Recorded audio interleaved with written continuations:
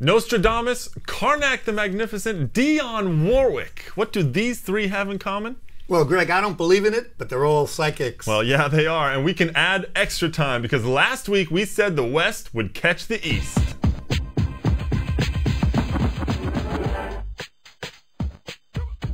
Down low for New York. Country in front goal. Matthew Mtumba. In his MLS debut. How about that one? Splits two defenders, Park and Boyens. Looking kind of Casey. He points to where he wants it. Marvell win. Tremendous one-on-one work. 74th minute. Wolves with the goal of the week candidate, to say the least. Some beautiful goals and some massive results around the league this past weekend. Welcome to Extra Time, everybody. I'm Greg Lawless alongside Shep Messing. And the big news around here is that the Western Conference has come back and regained one of the wild card spots. 4 West teams won this weekend, and now FC Dallas are currently in 5th place in the West, just 2 points behind New York for that other wild card spot. Greg, this has been the greatest race for the playoff spots in the history of Major League Soccer. I love the new format. And it gets a little bit complicated, but basically everybody still has a shot to get in. I'd make the argument that perhaps LA and Toronto might have to win every game. Well, the West certainly making a move back. We'll discuss the West a little bit more later on, but let's start in the East. This past weekend, the top 2 teams in the East, well, in all of MLS actually, faced off at Gillette Stadium. New England hosted Columbus, and despite not having the jewel in the would-be crown, namely Guillermo Barros Schelotto, the Crew left rainy Foxborough with 3 points. So Shep, I'm going to throw it out there, stir the pot right away. Should we be giving MLS Cup to the Crew right now?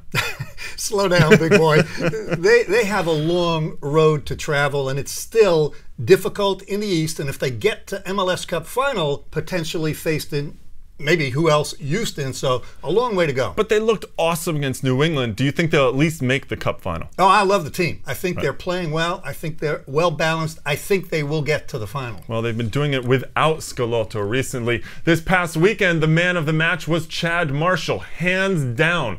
He won every defensive head ball that came his way. He scored the game-winning goal on a corner kick, and he showed remarkable leadership abilities after the veteran captain Frankie Hayduk went out with a second yellow card. This is a guy who's really on his game right now. There is no question. Chad Marshall is having a terrific season, but this is a player, Greg, that's had his ups and his downs. Remember, he was a second draft pick after Freddie Adu. That's right. Yep. Siggy Schmidt, at a time in their career, has put him on a bench.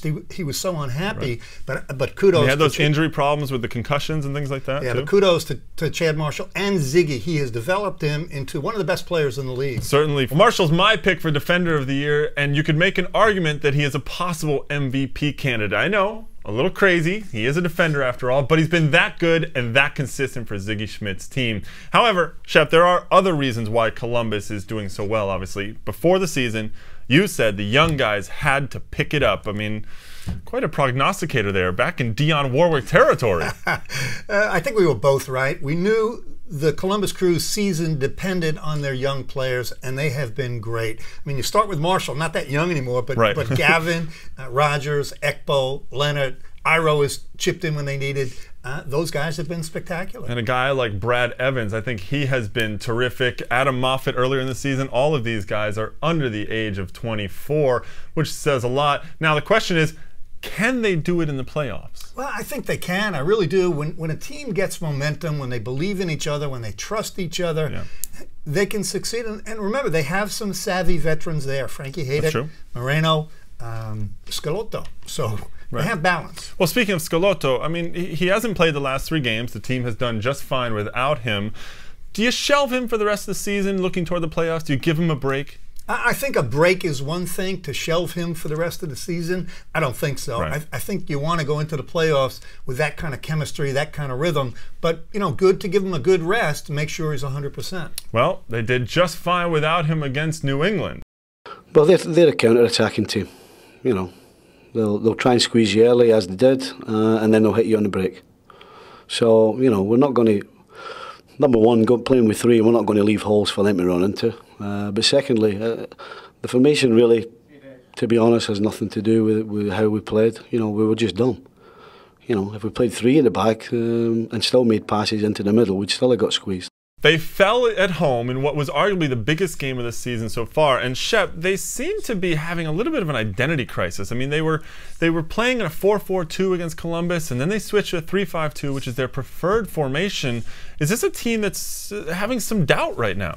Greg, I don't know. I think it's the ebb and flow of the season in Major League Soccer. I'm still looking at a New England team where I'm not that concerned with formation. I think Stevie Nicol and Paul Mariner would say, look, we lose the ball, 10 guys get back and defend. We win the ball, let's get forward.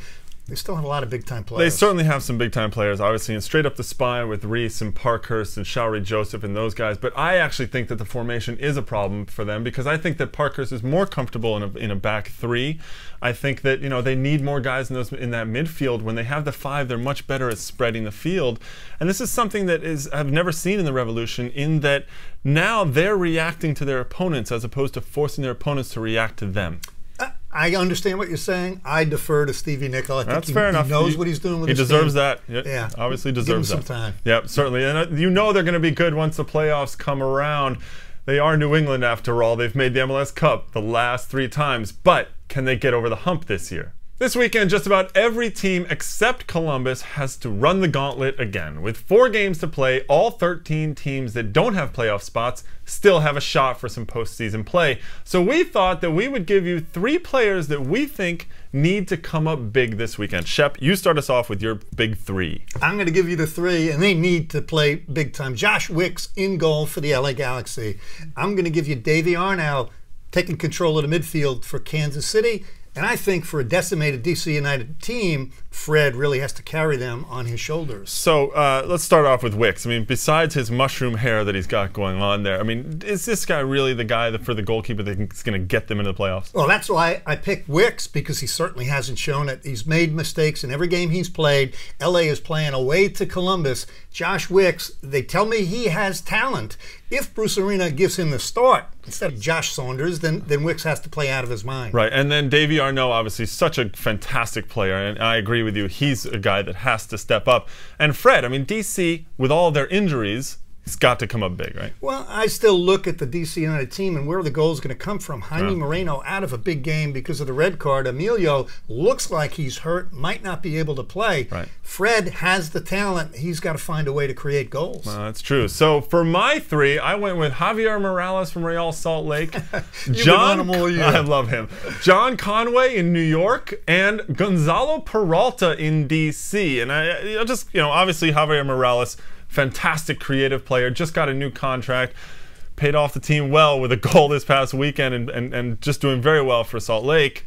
Conway, though. Yeah, I agree with you about Morales, and I'll give you credit. You picked him out early this season. As for Conway, I think he's had a real good season. His defense has been horrific. All right, so those 4 goals against Colorado, we're going to throw, or 5 goals against Colorado, we're going to throw on the defense. No, I'm not going to give John Conway a free pass. I mean, he could have done better on some, but we're talking about players have to make a difference, and that's a defense that's really struggling. I think John Conway can make the difference. Okay, and the last one for me, obviously for DC, Gonzalo Peralta. He was injured for a little while. He's the guy, I think, who has to step up and be the player that they're paying him to be, because that's where they're having their problems, I think, right in the center of their defense. Well, plus you just like his name. I know you like Gonzalo. I mean, it's a great name. How can you not love that name? So there you go. 6 players, 3 from each of us, that have to step up and be big this weekend for their teams. Time now to dip into our email box, and we got a question from Dan in Michigan. More props to Michigan. He's back because he asked another thought-provoking question. Dan asks, what do you think about the reports that Tim Leiweke, the head of AEG, which owns the Los Angeles Galaxy, requests that DPs don't count against the salary cap? What do you think? Well, Dan, I think Tim Leiweke is 100% correct. I think Major League Soccer really needs to give more incentive for teams to go out and sign a DP. I'll tell you why. Because the way it's set up now, $400,000 of that DP money counts against the salary cap. So Tim Leiweke's argument is, look, you're losing almost 20% of your total salary cap.